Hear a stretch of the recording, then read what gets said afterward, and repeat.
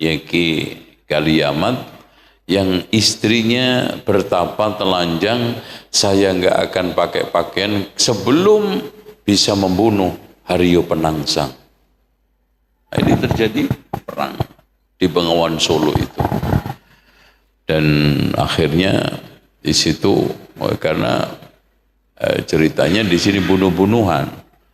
Bapaknya Haryo Penangsang Suronyoto itu juga dibunuh oleh Pangeran Prawoto. Prawoto ini, Sunan Prawoto ini anaknya Trenggono, yaitu raja terakhir atau kedua dari ketiga ya, yang keempatnya kan Prawoto itu yang akhirnya memimpin kurang dari 3 tahun kemudian dibunuh.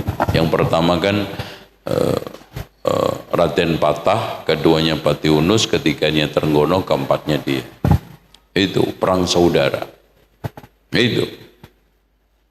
Nah, ini digelari itu tadi. Jadi cukup canggih, dan saya ketika meneliti ke Malaka itu perahu-perahu atau kapal-kapal jung Portugis itu yang masih dipajang di sana itu memang cukup canggih, kita bisa masuk.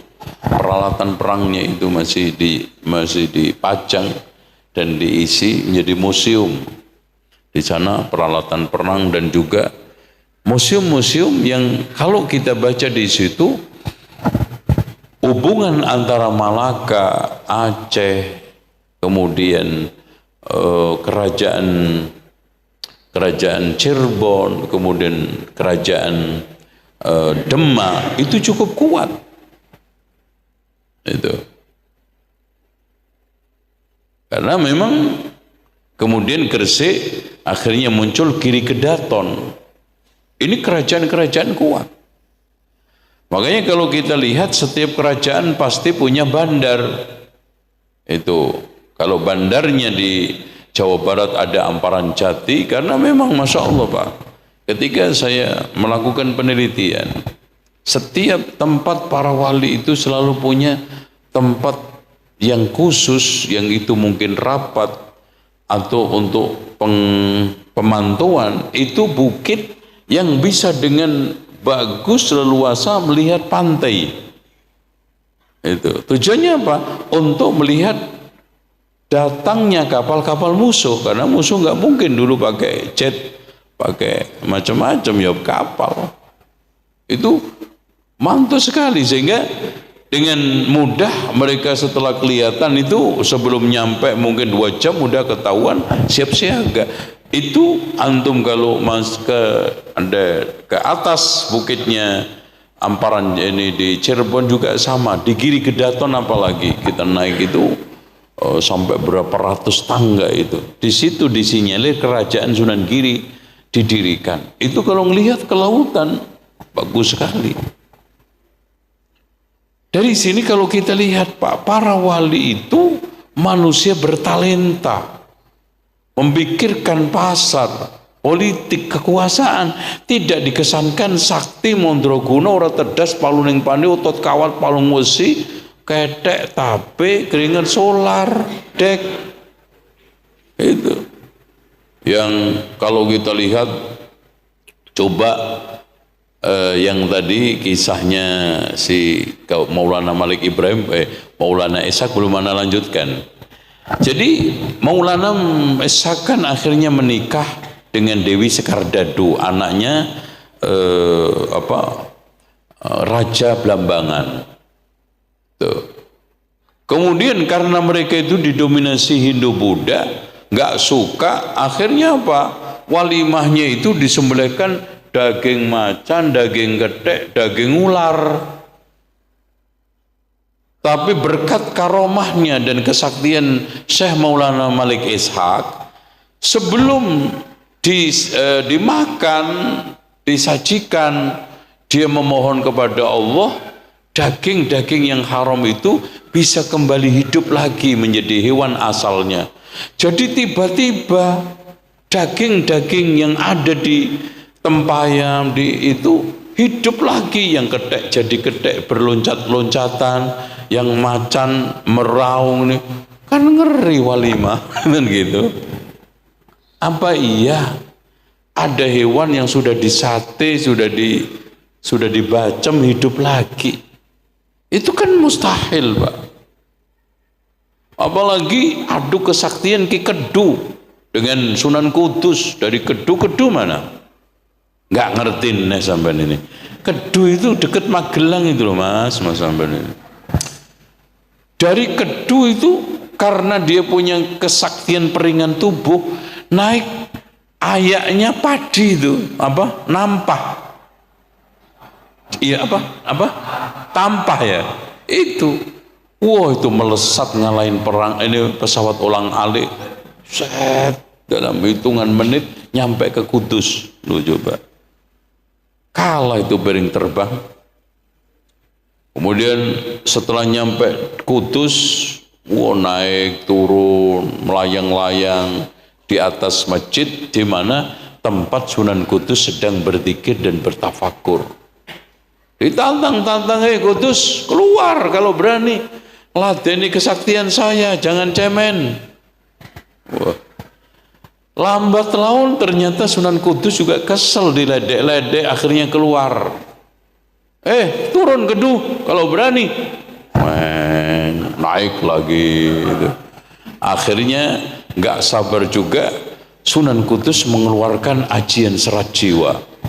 Nah, ditarik, kekuatan peringan tubuh itu hilang, langsung kekuatannya oleng, keseimbangannya hilang, nampahnya nggak karu-karuan terbangnya, akhirnya jebur ke Comberan, makanya disebut Jember. Daerahnya sampai hari ini disebut Jember. Coba terbang dari Kudus ke Jember pakai tampah, masuk akal enggak gitu kan? La'allakum yatafakkarun itu penting, berpikir itu logis, fakta logis. Wah, apalagi pertengkarannya Sunan Giri dengan Begawan Minto Semeru itu yang paling eksotik dan mendominasi film dokumenter Wali Songo itu. Wah, dengan gitu masih hafal enggak? Adu kesaktian sebelum dimukadimai Sunan Giri, kalau seandainya saya bisa mengalahkan kamu, apa ya konsekuensinya? Ya silahkan bunuh saya. Tapi kalau nanti kamu bisa mengalahkan saya masuk Islam. Akhirnya pertama langsung olah kesaktian, dilempar udeng, kan orang Hindu pakai udeng itu ya, yang kadang kuning, putih, itu merah tergantung tingkatannya. Dilempar itu melesat ke atas secepat Apollo yang naik ke bulan. Ternyata Sunan Giri tidak juga mau kalah kesaktiannya, jubahnya dilepas, dilempar, ternyata nyalip. Tuh, jatuhnya pun lebih dulu, jubahnya Sunan Giri, kalah Begawan Minto Semeru. Akhirnya cengar-cengir sambur kecewa Begawan Minto Semeru. Sekarang belum apa-apanya Sunan Giri. Coba sekarang tebak hewan apa yang saya kubur di pucuk gunung Patukangan itu. Begawan Minto Semeru mengubur 2 angsa besar tanpa sepengetahuan Sunan Giri. Nanti tebak, kalau cocok berarti saya kalah, kamu menang. Ternyata adu kesaktian ini agak sedikit mendebar-debarkan Sunan Giri. Ditebak 2 ular naga. Wah, kalah ini, wes mati kamu. Akhirnya 2 begawan, 2 punggawa ini menuju ke Petukangan pucuk gunung pun tidak pakai jalan kaki tapi terbang.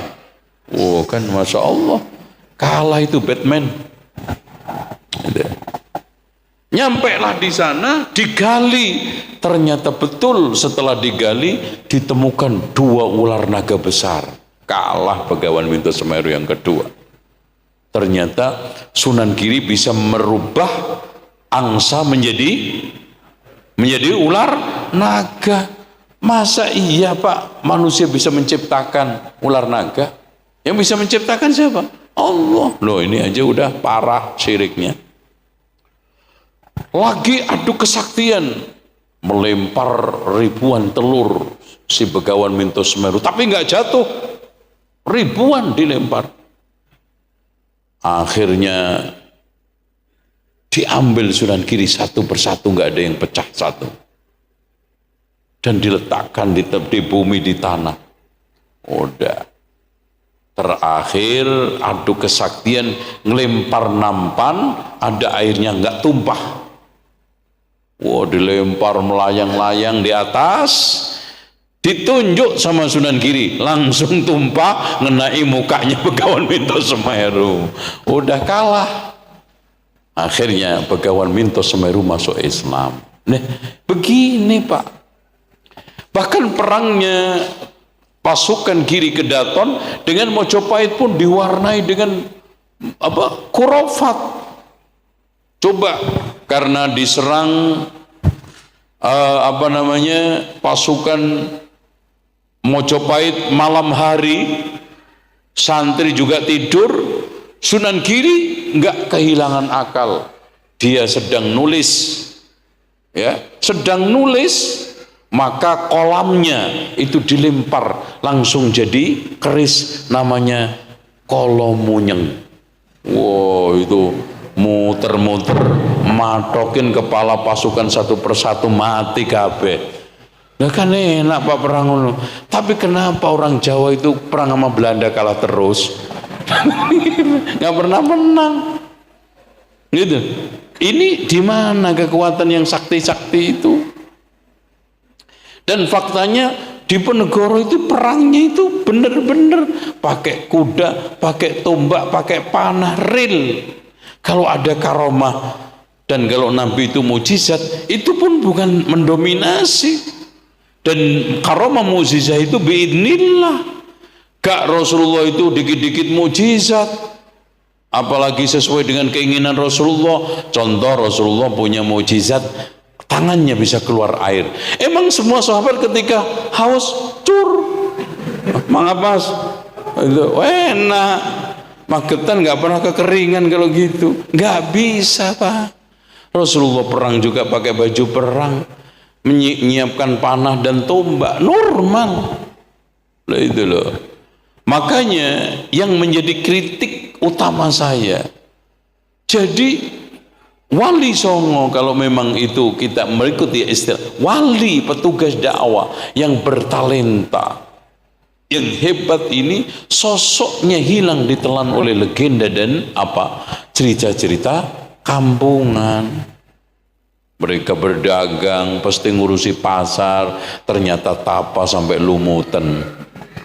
Coba, mana ada wali tapa sampai lumutan 2 tahun nggak sholat, hukumnya apa Pak? Jadi wong Magetan. Saya tanya sampai orang Magetan, orang nggak sholat 2 tahun itu loh, hukumnya biye? Tapi itu dibenarkan. Apalagi Sunan Kalijogo dikubur, tinggal kepalanya tok. Itu, masya Allah.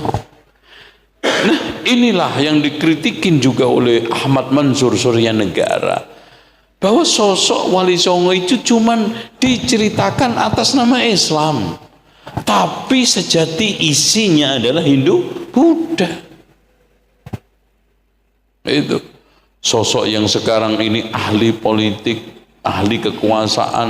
Loh, Sunan Giri itu dikatakan oleh orang-orang barat loh Pak julukinya, dia itu ahli tata negara. Sunan Bonang raja ilmu. Itu. Coba bayangkan, antum mikir enggak punya ustadz sampai punya negara dengan kesaktian itu. Menguasai RT aja susah loh Pak. Nah, zaman ini mikir piye gitu. Kalau enggak orang-orang hebat sampai punya negara, kerajaan Demak, kerajaan Banten, kerajaan mana lagi, dan bahkan ada buku The Grab dan Penggut itu punya buku kerajaan-kerajaan Islam di Jawa. Kerajaan. Jadi Islamisasi Jawa itu tuntas. Dari mulai pelancong, kemudian membentuk komunitas, sampai punya kekuasaan dan kerajaan. Emang gampang. Sosok dai sampai punya negara. Sampai punya RT aja susah. Itu loh. Berarti ini sosok yang bertalenta, memiliki banyak kelebihan, sisi sosial politiknya, sisi masyarakatnya, sisi dakwahnya, dan pendekatan-pendekatannya yang tidak kalah pentingnya, itu Masya Allah. Dan ini hilang ditelan legenda, cerita-cerita tadi, kesaktian. Inilah yang perlu pemulihan. Cerita ini yang harus kita ceritakan. Coba bayangkan kehebatan Sunan Ampel dakwah ke Madura. Cuman di cover apa Pak? Ketemu preman, ketemu pencoleng, dicegat oleh begal-begal, langsung dengan ilmu sirep, begal-begal itu nggak bisa gerak. Setelah minta maaf baru bisa bergerak hidup. Apa lagi? Kan enak Pak kalau begitu. Ya.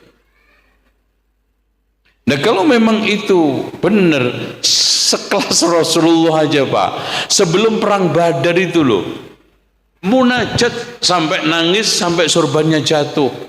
Allahumma illam tansur hadhil isabah lam tu'bad abada. Dalam isi doanya itu diantaranya, ya Allah, kalau engkau tidak menolong kelompok pasukan kecil ini, engkau tidak disembah selamanya. Habis Islam. Perang Uhud Rasulullah juga masih pakai baju perang. Gerahamnya juga masih kena panah. Loh kalau model kesaktian tidak mempan dibacok, lah perang gak usah pakai pedang. Biarin aja musuh bacok sampai ting ting ting lelah, capek, tembeling jatuh. Itu selesai. Gitu memang. Subhanallah. Ini yang sekarang kita harus pulihkan. Sosok yang multi talenta, yang perangkatnya itu lengkap Pak, tolong dicamkan. Dai-dai dikirim ke sini bukan individual. Dan para peneliti menyimpulkan mereka datang utusan pemerintah. Kenapa Pak? Nggak mudah. Loh kapal aja itu kalau nggak ada hubungan antar negara, itu bisa dirompak di tengah jalan. Jadi Cengho datang ke sini itu bukan pribadi yang sampai didampingi 36.000 pasukan. Syekh Maulana Malik Ibrahim juga nggak mungkin, wali-wali ini nggak mungkin, bahkan utusan dai-dai negara yang seperti Indra Warman Raja Sriwijaya tadi minta Umar bin Abdul Aziz dikirimkan dai yang mengajarkan kepada Islam. Makanya sama pemerintah jangan musuhan. Sama pemerintah harus didampingi, harus sinergi. Kenapa? Itu faktor di antara faktor kesuksesan di dalam berdakwah.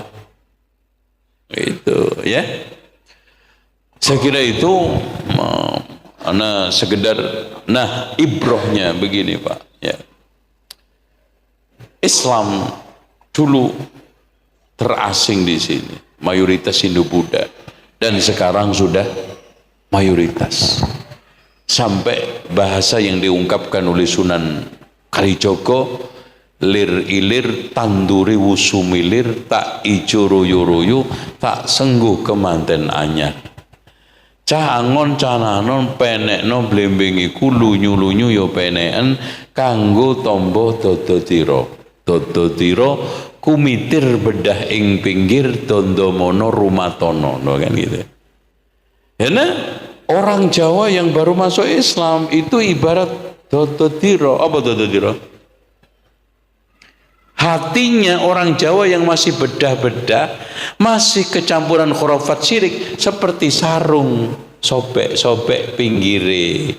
Dondomono rumatono supaya bisa dipakai sholat, kanggo sebo mengko sore, pumbung jembar kalangane, pumpung padang rembulane, gitu. Mumpung gampang dakwah di Magetan. Ayo jangan lemes. Jangan letoi, dakwah panitianya jangan itu terus belenger aku lihat. Itu. Semua berperan gitu loh. Jadi itu. Pak, kalau kita lihat di tulisan nisannya Maulana Malik Ibrahim itu tulisannya keren banget tuh. Tumpuan para pangeran dan menteri. Berarti dia itu sangat disegani oleh pangeran, menteri, raja. Dan juga sebagai apa? Sandaran fakir miskin. Berarti apa? Dekat juga sama fakir. Jadi jadi dai itu jangan jaga jarak. Gitu loh Pak. Nah Islam kalau bukan kita yang memerankan siapa lagi? Masjid yang memakmurkan. Emang orang Hindu, Buddha, Kristen? Ya antum. Jangan ngeles terus kalau ditawari ke masjid alasannya apa? Sholat jamaah fardu kifayah. Apa fardu kifayah? Yang penting sekelompok orang udah sholat, yang lainnya gugur. Tapi kenapa bapak yang gugur? Kan kacau itu. Yang gugur siapa? Saya. Sekampung gugur Pak. Sekelompok imam, muadzin, marbot, telu tok. Sama kadang-kadang 4 orang nyari saudaranya belum ketemu, nginep di masjid, ngelengkapin jamaah subuh, papat gitu. Hilang sekarang. Kenapa? Sekarang orang yang dipikirkan udah syahwat dunia, kerja, waktu habis, tenaga habis, pikiran habis untuk kantor. Wallahi Pak, ngaji aja nggak sempet sekarang. Makanya kalau begini hilang Islam.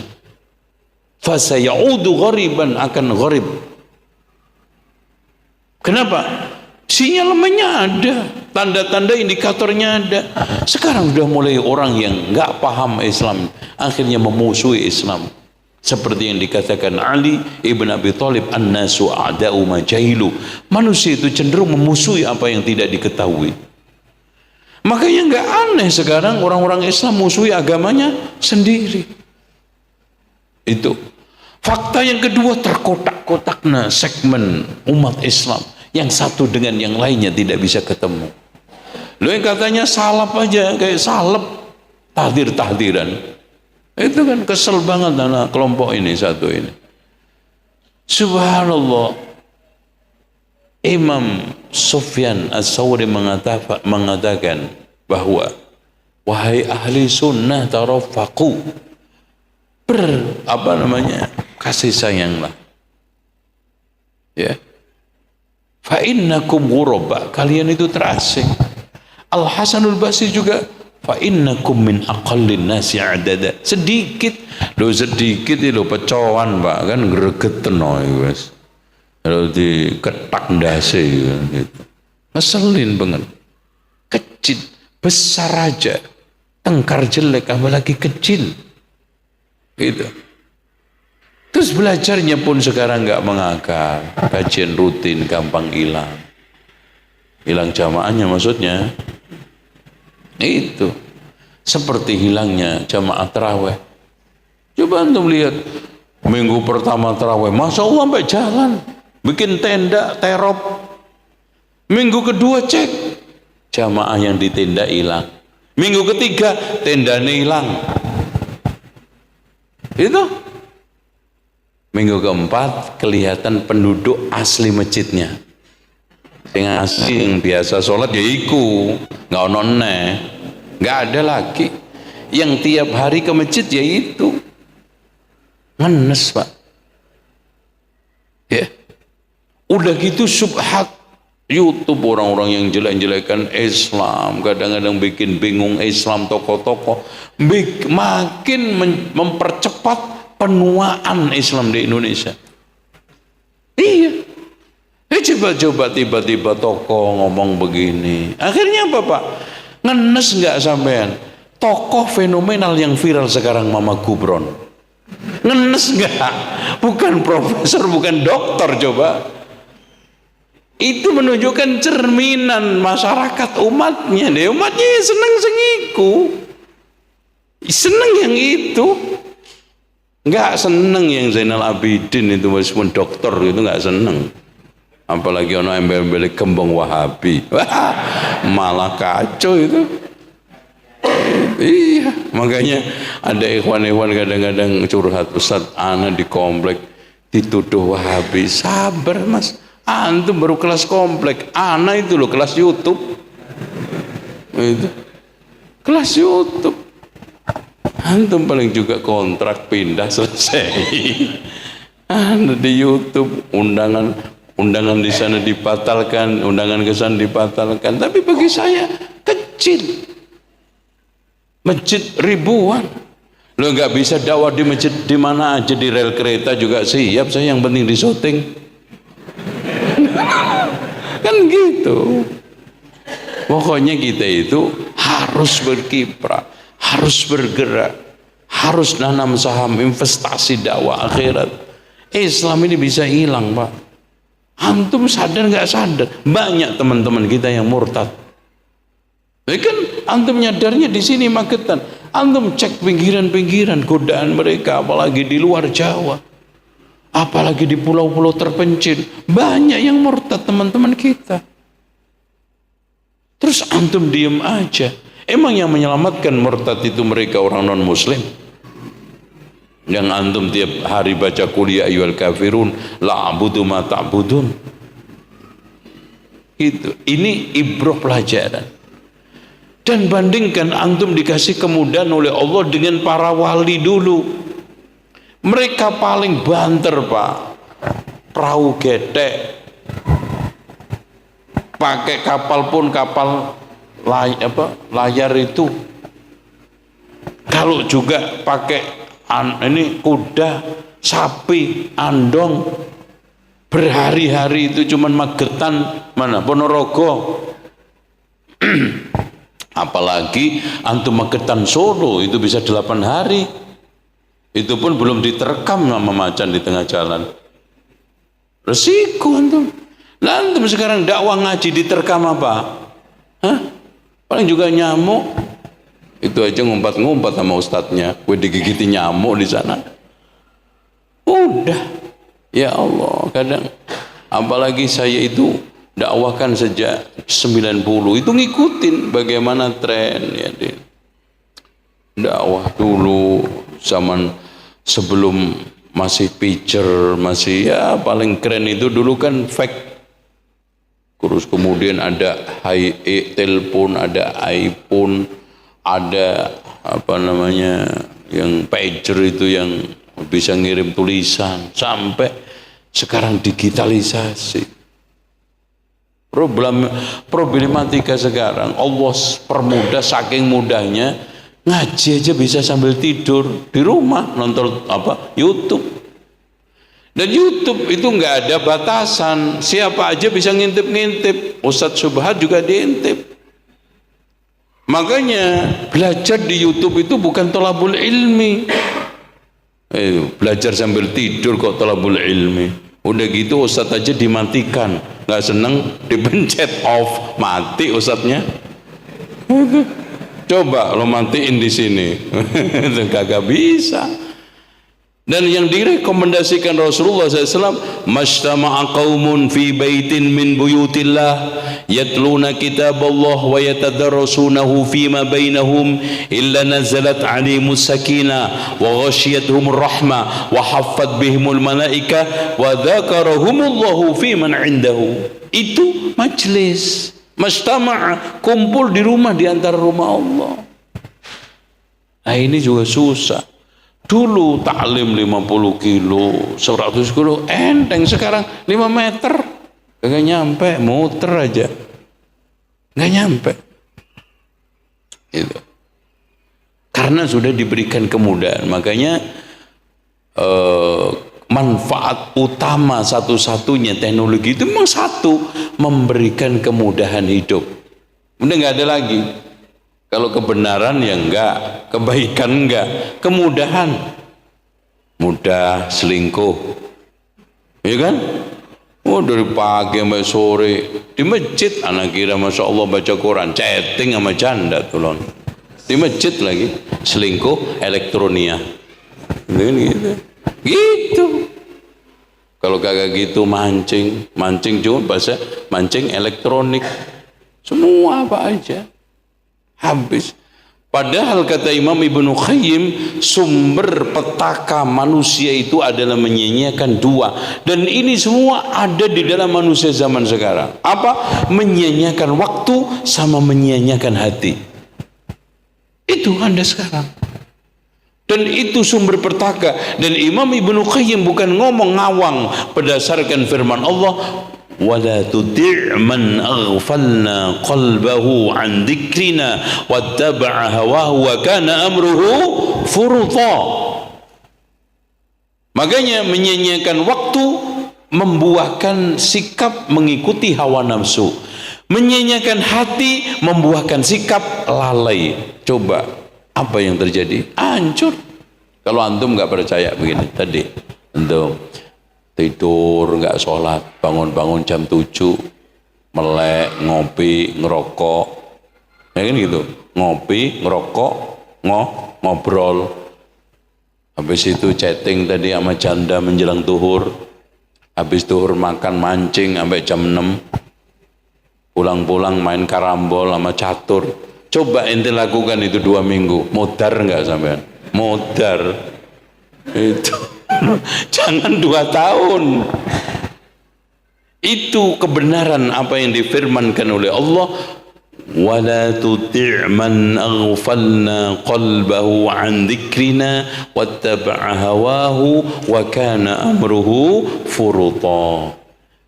Pusat kehancuran manusia menyanyiakan 2, hati, waktu.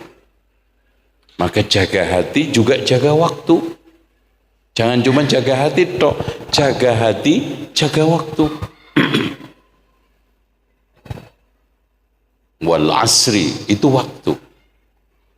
Ala inna fil jasad la mudghah, itu apa? Hati. Dan dua-duanya apa? Sumber kebaikan kalau kita rawat, sumber kehancuran kalau kita sia-siakan. Wallahu a'lam bishawab. Sekira itu saya buka tanya jawab sampai Isya. Kalau udah masuk ya sholat, kita habis itu pulang.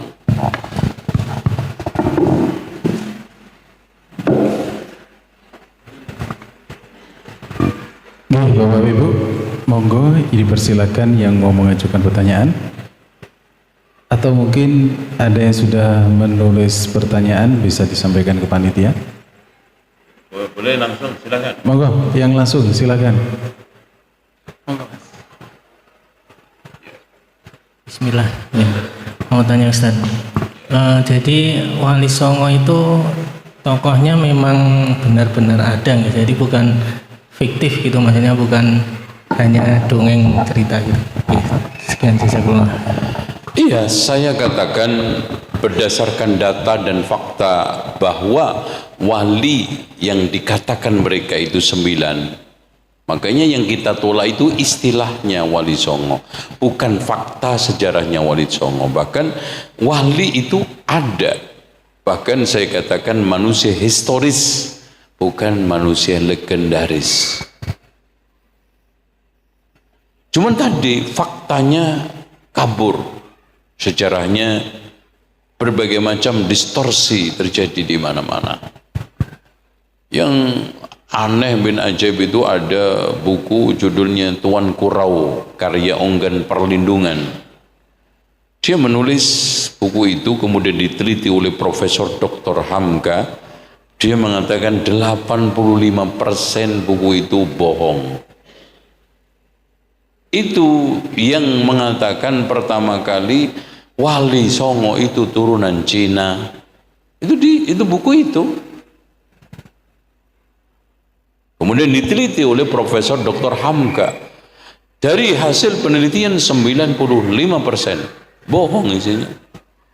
Apalagi ketika mengungkapkan fakta Wahabi, ajib. Tuduhan-tuduhan yang bohong, yang diada-ada. Yang itu anehnya menjadi rujukan banyak orang-orang yang menyerang dakwah kita.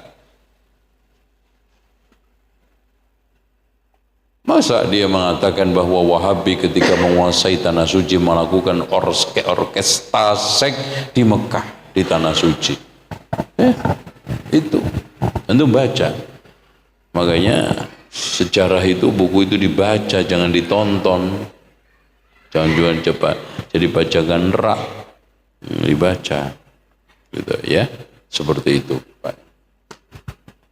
Nah, yang menjadi dasar saya dua kitab tadi, buku Perdebatan Ma'rifat Wali Songo dengan Siti Jenar, sama Handbook Van Bonang yang ada di Museum Leiden, Belanda. Itu.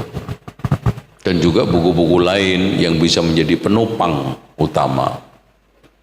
Makanya di buku itu saya jelaskan rujukan-rujukan yang cukup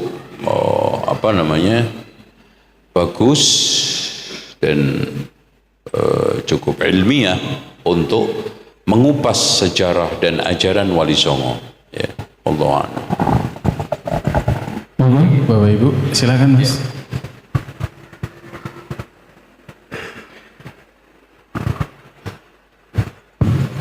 Terima kasih. Assalamualaikum warahmatullahi wabarakatuh.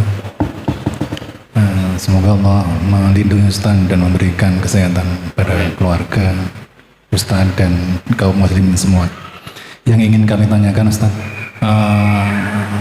metode dakwah daripada Wali Songo itu kan ada yang memakai gamelan, kemudian juga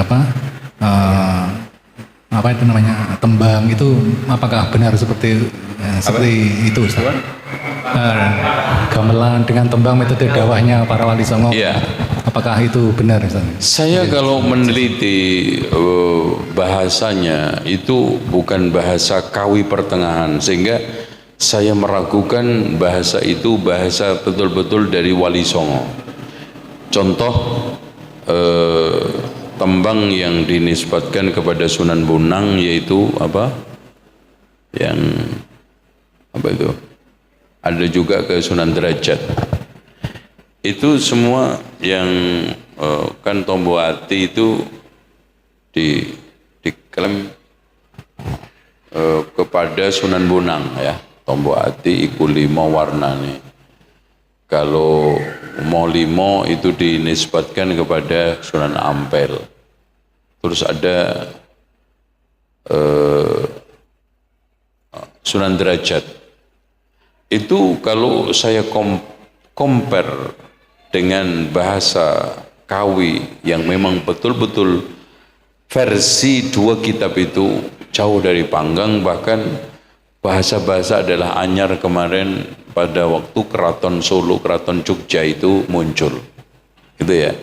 Dan antum kalau baca dua kitab itu tadi, Perdebatan Wali Songo sama Handbook Van Bonang, akan bisa menilai bahwa itu bahasa tidak lahir pada abad ke-15, 14, 15, kemungkinan 16, 17, dan itu berarti sudah mendekati era Jawa modern. Itu.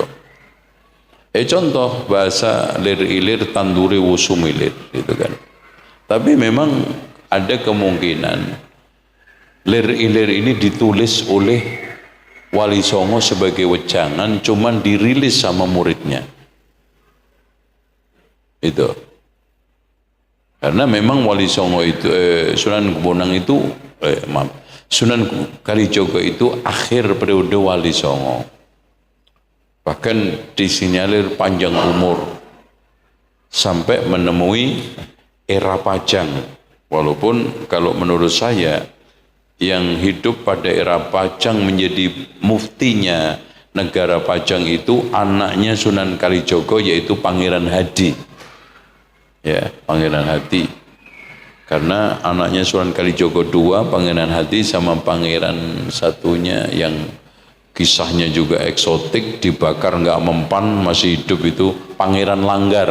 Itu. Nah, makanya hadirin sekalian, kalau kita teliti juga Sunan Kalijogo ini kan di akhir hayatnya juga kembali kepada Islam murni. Memang dia sempat bingung ketika para ulama, para wali memvonis sesat Siti Jenar, dan dia juga ngagumi awalnya. Makanya dia bingung menyikapi itu, sehingga Sunan Kalijogo menulis buku Suluk Linglung. Jadi ada buku, dan itu setelah diteliti oleh ahli sejarah, itu benar-benar tulisan Sunan Kalijogo karena ditemukan dari keluarganya Wali Songo. Ini Sunan Kalijogo. Anehnya buku itu turun temurun dianggap jimat. Jadi nggak pernah dibuka, dibungkus dengan kain mori. Nah, akhirnya ada peneliti yang mencari itu, akhirnya ketemu setelah dibungkus, maka ternyata buku tulisan yang ditulis di lembaran-lembaran kulit kambing apa itu.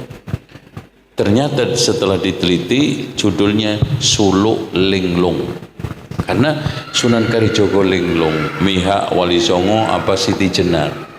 Akhirnya di situ dia menyimpulkan bahwa Manunggaling Kawula Gusti itu bukan versi Siti Jenar.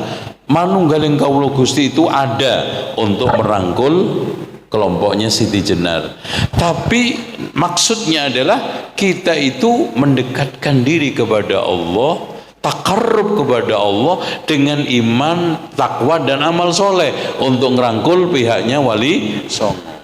Makanya dari sini orang-orang Jawen memberi gelar Sunan Kalijogo itu duta Jawa di Islam. Jadi mencoba untuk mengakorkan antara kejawen dengan Islam itu. Sehingga disinilah kenapa orang Jawa itu lebih menonjolkan Sunan Kalijogo daripada wali-wali Arab itu. Karena itu ya memang apalagi banyak disenengin karena masih juga menghidupkan budaya wayang sama gamelan itu. Walaupun setelah dikritik Sunan Giri, musik itu haram, patung itu haram, akhirnya bentuk wayang itu dipipihkan dan cuman sebelah, sehingga nggak makhluk bener gitu loh, matanya cuman satu. Makanya kalau anak cuman satu disebut orang Jawa mata semata wayang, karena matanya masih siji, anak semata wayang. Terus bentuk tangannya, wajahnya bukan manusia kan, itu untuk menghindari kritik Sunan Giri. Makanya ketika polemik ada ustadz yang mengharamkan wayang, itu kan rame itu dulu kan. Saya bikin podcast, yang mengharamkan wayang itu bukan Ustadz fulan-fulan, yang mengharamkan wayang itu Sunan Giri. Mau buktinya? Ini datanya, nggak ada yang bisa bantah. Gitu. Jadi kadang-kadang nggak tahu sejarah, asal nyerocos, asal ngamuk-ngamuk, gitu loh. Akhirnya apa? Jadi petaka, gitu ya. Wallahu a'lam. Oke ya. Apa benar Sunan Kalijogo? Nah, Sunan Kalijogo ini punya murid namanya Sunan Bentong. Yang ada di Ponorogo sini. Aduh, lupa saya. Aduh. Jadi ini penyebar Islam murni di Ponorogo. Makanya kenapa Magetan Ponorogo ini sedikit khurafatnya dibanding Solo, Jawa Tengah ini. Karena yang menyebarkan dakwah di sini itu mengikuti Islam murni, mengambil ilmunya Sunan Kalijogo setelah dia merujuk kepada Islam murni. Tuh Kiai Sunan siapa? Betoro Katong, ya. Ada Betoro Katong. Nah, Betoro Katong, betul. Betoro Katong ini dulu yang menyebarkan Islam di Ponorogo. Itu. Dan ini muridnya Sunan Kalijogo, membawa Islam yang murni. Itu. Cuman sekarang ya tinggal kuburannya ada, dikultuskan. Kalau Sunan Bentong itu anaknya Hasanuddin. Nah, Sunan Bentong ini termasuk anggota Sarasehan. Jadi di sana ada Pangeran Mojagung, berarti di situ adiknya Sunan Ampel. Jadi Sunan Ampel ke sini itu membawa saudara dua, Ali Murtadho sama Abu Hurairah. Ya. Nah, Abu Hurairah ini dipanggil orang Jawa dakwah di Mojagung dengan Sunan Mojagung atau Sunan Burereh. Gitu. Memang nama-nama Arab kalau di Jawa itu rusak semua. Nah, yang Ali Murtadho di Gresik dipanggil orang Gresik Ali Murtolo. Nah, itu karena huruf dot itu di Jawa, di Indonesia pindah jadi L, makanya ridho jadi apa? Rela. Ramadan jadi apa? Ramelan. Ali Murtadho jadi Ali Murtolo. Tuh, ya. Ini pelafatan aja. Itu karena banyak bahasa Arab masuk ke bahasa kita, ada yang masuk bahasa baku, ada yang masuk pada pasaran. Contoh kalang kabut itu dari kalang kabut. Itu karena ruwet jadi kalang kabut kan gitu. Apalagi masuk nggak tahu ini bahasa Jawa atau bahasa Arab yang masuk, balbalan, dari balbala yubalbilu balbalatan. Orang Jawa bilang balbalan, gitu kan? Itu bahasa Arab itu. Cek aja kamus, balbala yubalbilu balbalan, itu bahasa Arab. Itu menghadap itu apa? Bahasa Arab. Hadaf. Makanya menghadap ke depan, nggak mungkin ke belakang. Silakan menghadap. Itu heran, bahasa Arab dari hayron, heran saya, berarti bingung. Dari kalimat bahasa Arab hayron, yaitu bingung, heran bahasa. Itu banyak. Itu murid, alhamdulillah nih Pak Menteri mengembalikan lagi, karena siswa itu artinya sifat yang artinya nurut, manut, ngikutin, nggak boleh bantah. Sementara murid itu mengejar, menginginkan sesuatu murid. Makanya istilah murid itu lebih bagus. Karena apa? Mencari, mengejar, mengeksploitasi, mencoba untuk memahami. Makanya murid, makanya ada SPMB, sistem penerimaan murid baru, bukan SPSB. Itu sekarang pun dirubah lagi karena negara banyak perubahan. Ya, PM sekarang apa? PMB, S-nya dihilangkan. Gitu.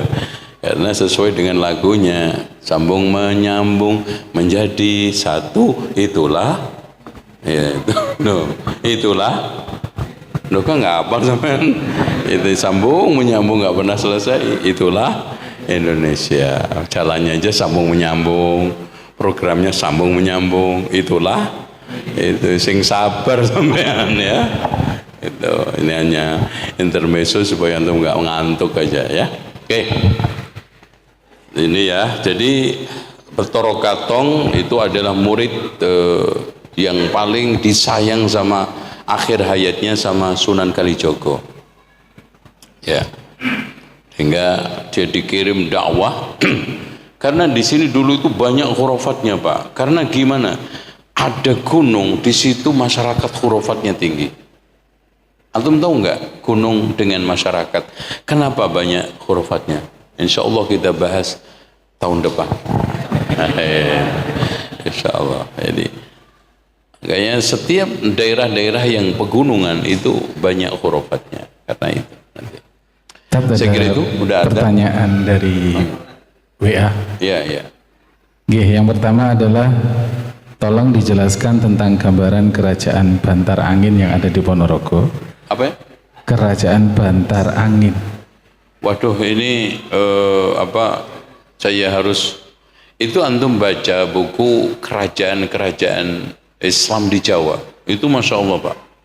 Disisir oleh De Graaf sama Pickett. Ini dua sarjana sampai nggak kawin gara-gara meneliti itu sejarah kejawaan. Oh, jadi seumur hidupnya didedikasikan untuk membahas Jawa. Makanya penelitian dia cukup bagus tentang kejawaan. Banyak sarjana-sarjana Belanda, Zoetmulder, Neil Mulder ini saudara adik kakak. Itu juga kalau itu lebih meneliti tasawuf Jawanya. Terus kemudian kalau sejarahnya yang tadi Wrinkles ada, terus banyak ya yang Drewes, terus kemudian kalau Profesor Drewes ini juga fasih bahasa Jawa dan sangat ahli di dalam tulisan Jawa yang Hono Coroko itu, tapi versi pertengahan itu lebih sulit lagi. Nah ini antum baca di situ, tapi intinya itu kerajaan kecil-kecil. Jadi, karena yang paling besar itu satu didominasi kerajaan Banten, Cirebon, Demak, sama Giri Kedaton. Makanya bandar-bandar kan ada semua, Tuban, Gresik, itu. Kalau Tuban kan untuk menopang Demak kan gitu. Terus kemudian Gresik untuk menumpang Giri Kedaton. Gitu. Karena ini bandara-bandara terkenal sejak zaman dahulu. Bahkan ramai sekali. Dan tolong dicamkan, Menteri Luar Negeri sama Menteri Perdagangan itu selalu jadi satu. Dan dibikinkan kantor di bandar. Makanya dijuluki menterinya Syah Bandar. Jadi termasuk bapaknya Sunan Kalijogo itu dulu itu Menteri Mojopahit. Karena Kementerian Dagang dan juga Luar Negeri itu dikantorkan di pelabuhan-pelabuhan itu.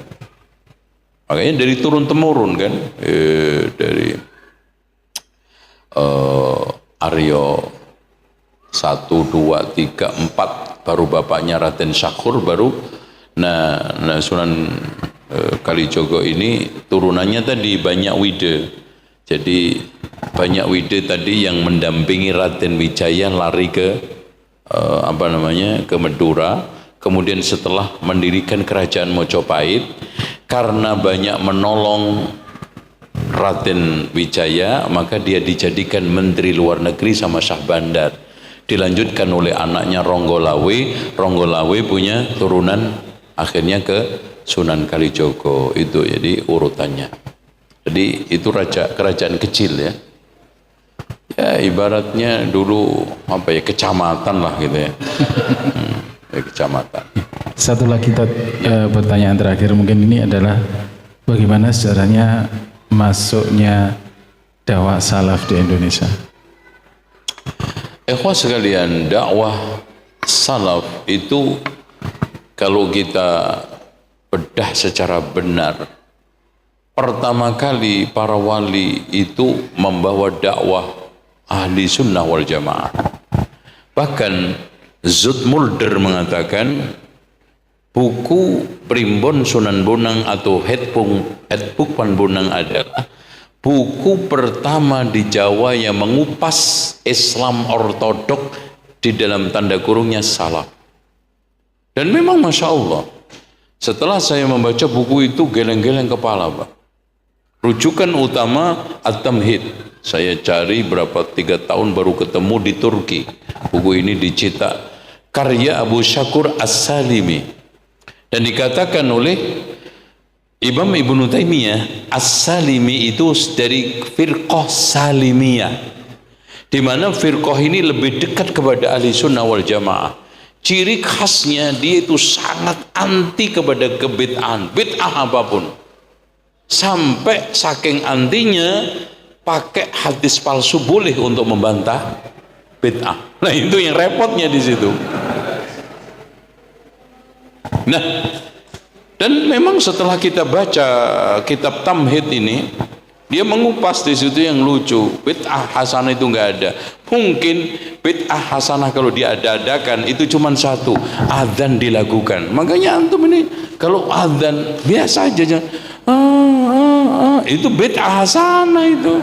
Menurut Abu Syakur As-Salimi, karena Rasulullah tidak pernah mengatakan man lam yataghanna bil adhani falaysa minna, yang ada man lam yataghanna bil Quran, siapa yang tidak melakukan Quran bukan melakukan azan. Makanya setan bukan malah lari dengar azan ente. Kenapa? Kayak nyanyi Allah,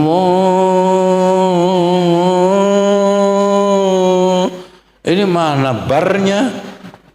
Itu nggak benar. Azan itu antum memanggil, nida, itu manggil. Itu oleh karena itu, nah makanya dan alhamdulillahnya Sunan Bonang sangat terpengaruh terhadap hadis ini. Makanya buku ini, makanya di dalam buku itu dia pesan mitroning sun samin saminiro muslim Islam sami saminiro anyegau ing bid'ah lan dolalah. Loh, masya Allah. Dan saya bersyukurnya Abu Syakur As-Salimi ini lebih terpengaruh Hanafi Abu Hanifah, bukan Maturidi. Kalau Maturidi lewat ini. Tapi alhamdulillah akidahnya selamat. Makanya kalau saya bikin tesis, Sunan Bonang itu bukan Syafi'i, bukan Maliki, tapi Hanafi. Oh, itu saya bisa membuktikan itu. Nah, untuk bidang akhlaknya dia pakai Ihya Ulumuddin. Pernah ada sarjana UIN bikin tesis itu, cuman yang disoroti dari sisi ihya. Dia kayaknya tidak menemukan buku tamhid ini. Wong saya aja nyari 3 tahun. Alhamdulillah setelah ketemu saya beli langsung dua nuskah. Dan saya baca berkali-kali, masya Allah. Ternyata akidah. Dan yang menarik Pak, rujukan yang dipakai oleh Sunan Bonang itu semua buku-buku Arab. Dan yang menarik juga di situ beliau pertama kali membantah pemikiran Abdul Wahid Al-Makki. Berarti benar apa yang dikatakan oleh Profesor Dr. Hamka, Sunan Bonang Sunan Giri itu belajar ke Mekah. Nggak mungkin beliau pinter bahasa Arab belajar ke Bejo Mangatno. Berarti yang saya kenal Bejo kalau yang terkenal. Pastinya belajar kemana? Mekah sambil haji. Dan sudah menjadi tradisi orang-orang dulu itu haji itu rata-rata 2 tahun Pak, karena nggak gampang berangkat itu bisa berapa bulan pulang. Makanya dilanjutkan mencari ilmu. Kayaknya beliau fasih belajar bahasa Arab. Dan memang patut kalau ada orang yang menggelari dia raja ilmu Sunan Bonang itu, karena memang alim itu. Bahkan bahasan dia yang saya itu sangat terkagum-kagum bagaimana membedah akar bid'ah. Dia membahas masalah batiniyah, Mu'tazilah, Karomiyah, semua dibedah dan akar-akar bid'ahnya di situ dijelaskan semua. Termasuk dia nanti yang paling banyak membedah wahdatul wujud, manunggaling kawula Gusti. Itu ya. Insyaallah kita bahas 2 tahun lagi lah di sini insyaallah. Mudah-mudahan. Demikian saya kira nggak ada habisnya. Kita habisi dengan penutup. Ya, mudah-mudahan apa yang saya sampaikan bermanfaat dan Allah ajarkan kepada kita ilmu-ilmu yang bermanfaat. Subhanakallahumma wa bihamdika asyhadu an la ilaha illa anta astaghfiruka wa atubu ilaik. Wa sallallahu ala Muhammadin wa ala ali Muhammad walhamdulillahirabbil alamin. Wassalamualaikum warahmatullahi wabarakatuh.